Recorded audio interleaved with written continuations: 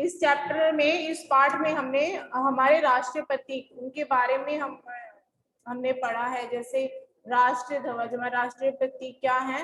राष्ट्रीय ध्वज, जिसको हम तिरंगा भी कहते हैं। यह 3 रंगों से बना है। इसके सबसे ऊपर केसरिया, बीच में सफेद और सबसे नीचे हरा रंग होता है। ठीक है। और दूसरा राष्ट्रीय प्रतीक हम जो सम्राट अशोक द्वारा सारनाथ में बनवाए स्तंभ के ऊपरी भाग से लिया गया है। जो ये चिन्ह लिया गया है, ये कहाँ से लिया गया है? सम्राट अशोक द्वारा बनाए सारनाथ के स्तंभ से लिया गया है। ठीक है। और इसके सबसे नीचे लिखा है सत्यमेव जयते, जिसका अर्थ होता है हमेशा सत्य की विजय होती है। ठीक है। हमारा राष्ट्रीय पशु कौन सा है?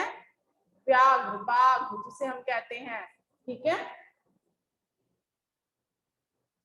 राष्ट्रीय पक्षी हमारा क्या है? मोर। और उसकी प्रजाति कौन सी है? कौन सा मोर है वो? पावो क्रिस्टेटस। ऐसे ही बाघ जो है वो कौन सी प्रजाति का है? Panthera Tigris. ठीक है।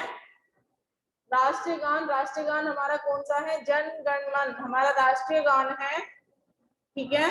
इसे नोबेल पुरस्कार विजेता श्री रविंद्रनाथ टैगोर ने लिखा था। हमारा जो राष्ट्रीय गान है ये किसके द्वारा लिखा गया था? श्री रविंद्रनाथ टैगोर द्वारा लिखा गया था। ठीक है। और इसको कब स्वीकार किया गया था? राष्ट्रीय गान के रूप में इसको कब स्वीकार किया गया था? 24 जनवरी 1950 ईस्वी में इसको अपने राष्ट्रीय गान के रूप में स्वीकार किया गया था। इसे गाने में कितना समय लगता है? 52 सेकेंड। कितना समय लगता है?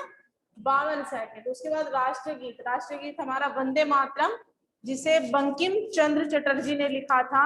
और यह गीत स्वतंत्रता आंदोलन के समय बहुत गाया जाता था। उसको पहली बार कांग्रेस अधिवेशन 1896 में गाया गया था।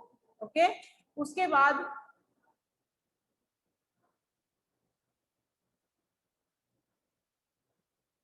ये जो शब्दार्थ है ये सभी बच्चे अपनी उत्तर पुस्तिका में लिखेंगे। ठीक है।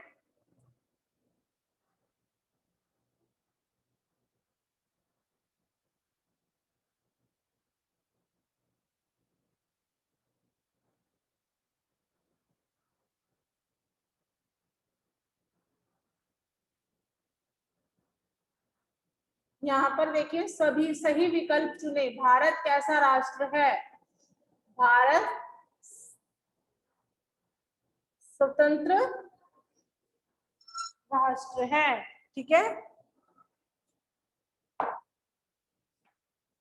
हमारे राष्ट्रीय ध्वज में सबसे नीचे किस रंग की पट्टी होती है? हमारे राष्ट्रीय ध्वज में सबसे नीचे किस रंग की पट्टी होती है? हरे रंग की पट्टी होती है। हरी रंग की पट्टी होती है।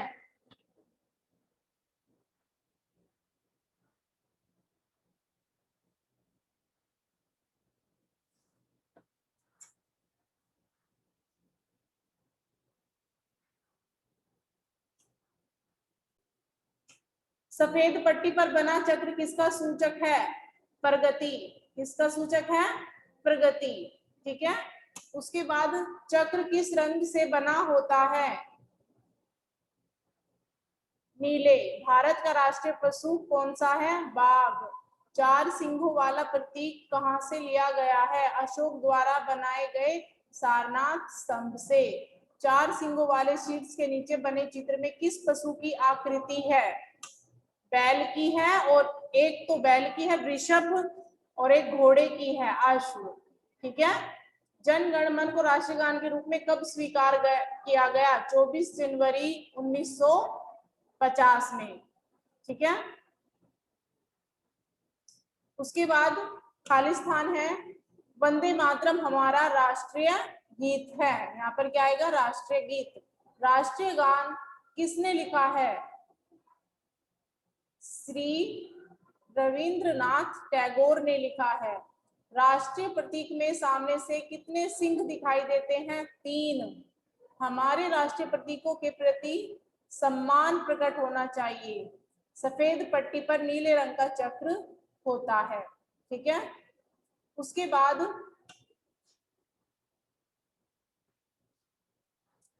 विलोम शब्द लिखने हैं। सम्मान का अपमान, आदर निरादर, गहरा उथला, सत्य असत्य। ठीक है।